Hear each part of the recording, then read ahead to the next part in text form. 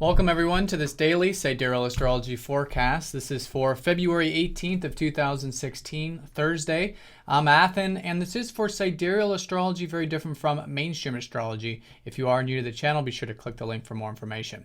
All right, so today we're in the gibbous phase still of the lunar cycle since yesterday, and so the energies could be flowing quite easily in this phase of the lunar cycle.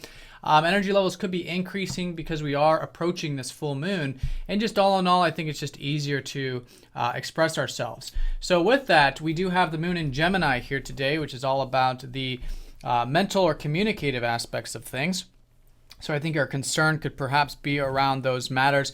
It's good to be flexible here today is a great way of finding that middle path with Gemini, being adaptive in the process, be open to learning from others, and it's just a really good time to do some reading perhaps, and also sharing information as well, or perhaps even doing some writing. So within that context, the sun is of course in Aquarius, so we're still in this new energy of expressing our true selves, which I think can be a continued way to increase our prana, increase our energy with the sun here.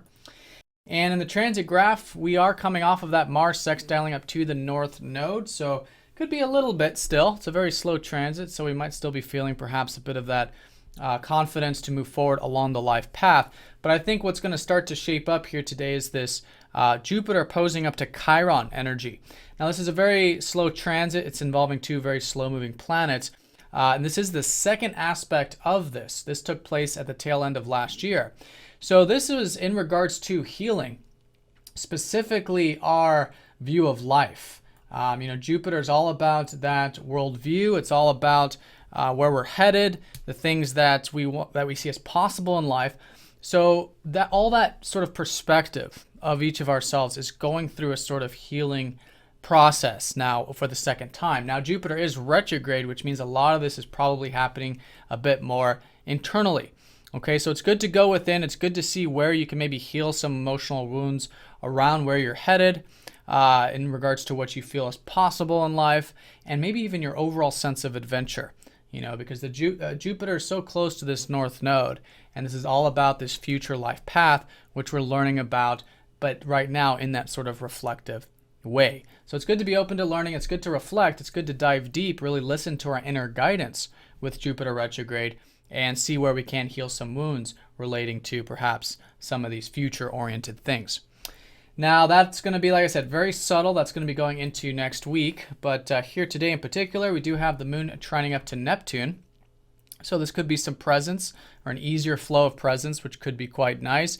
And awareness of our immediate environment is usually the case with the moon in Gemini, because Gemini is all about our immediate environment, everything that's within our proximity.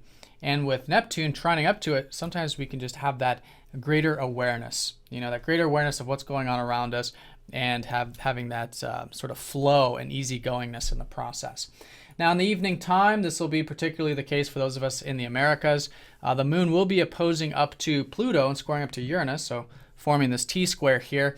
If it is a thing in the evening time, I think just being open to change, as it has been so important with Pluto in Sagittarius.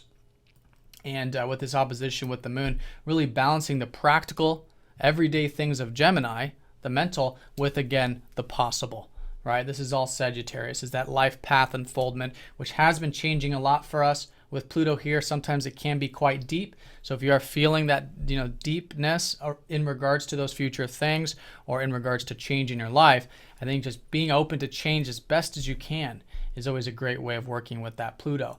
Now in terms of that Uranus, that is wanting to maybe break free, make some sudden changes, so it's good to stay grounded, but yet listen to that intuition that's developing around where you can individually and personally have more presence, more peace in your life, which is Uranus and Pisces.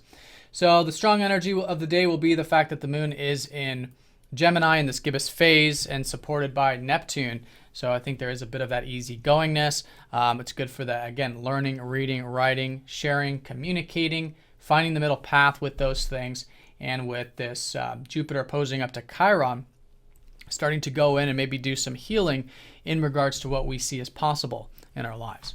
All right, so I hope you guys have a great day. Thanks for watching, and I'll see you all tomorrow.